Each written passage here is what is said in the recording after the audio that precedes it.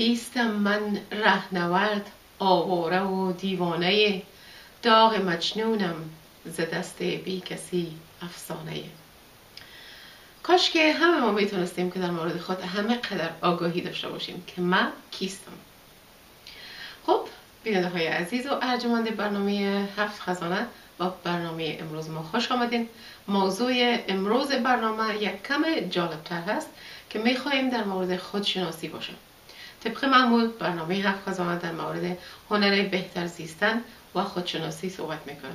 تا که بتونیم که زندگی خود لذت بخشتر بسازیم. با این منظور ما باید که بتونیم در مورد خود یک چند جمله را گفته بتونیم و خود بر خود و همچنان بر دیگران معرفی بکنیم. این اول به خاطر است که بعضی ها در مورد ما قضاوت میکنن و حرفهایی میزنن که شاید عادلانه نباشه و برای ما بهتر است که ما یک تصویر مشخص از خصوصیات و مشخصات خود داشته باشیم تا که بتونیم بر اساس او باورها زندگی خود تنظیم بکنیم و پلان‌های آینده خود بر خود بسازیم و هیچگاه نگذاریم که حرف یا قضاوت دیگران بالای ما تاثیر داشته باشه. از طرف دیگه هم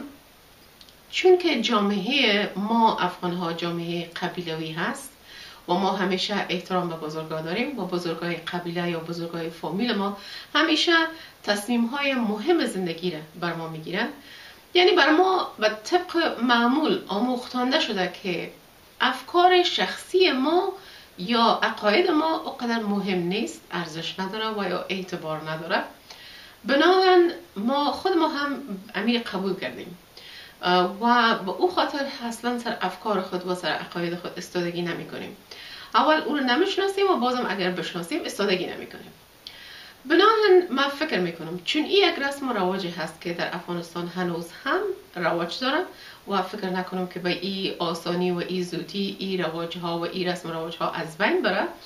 و او خاطر بسیار خوب است که هر کدام ما یک مشخصات شخصیت های خود که داریم بتونیم برای دیگران به خصوص برای بزرگای قبیله و بزرگای فامیل خود بشناسانیم، اون رو معرفی بکنیم،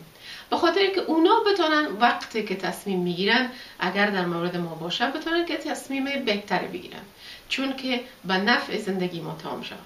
مثلا اگر به اونا بفهمن که آرزوی ما چی هست، هدف ما چی هست، چی ها ما را خوش میسازه، چی ها ما را خفه و دلگیر میسازه، مثلا اونا بفهمن که وقتی که ما با دوستای خود هستیم چی رو میخوایم بشنویم یا از چی ها میخوایم دوری بکنیم، بنابراین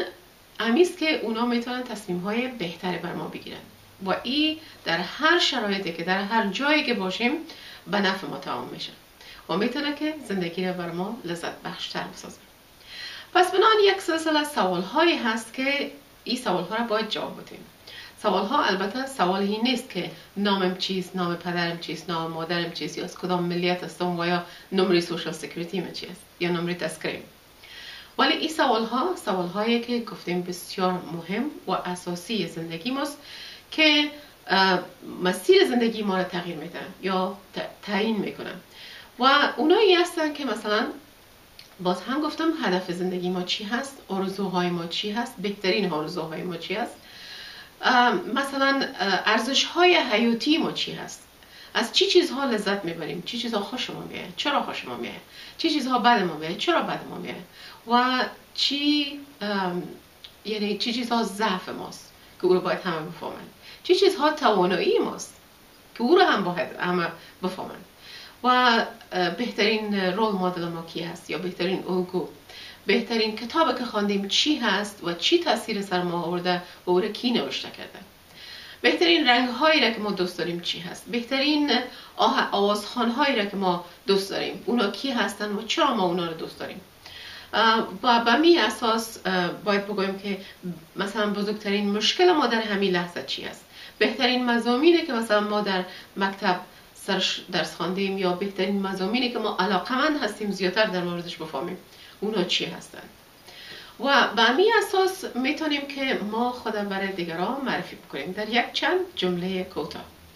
البته این سوال ها در سایت 7khazaneh.com که سایت اینترنتی برنامه هست ورده اونجا میگذارم که شما میتونید به آسانی اونا رو بگیرین و این سوال ها رو در مورد خود جواب بدین. مطمئن هستم که زندگی بهتر و خوبتر را می داشته باشیم در صورتی که ما مشخصات و شخصیت خود خوبتر بفهمیم و به دیگران هم او را معرفی بکنیم. تا دیدار بعدی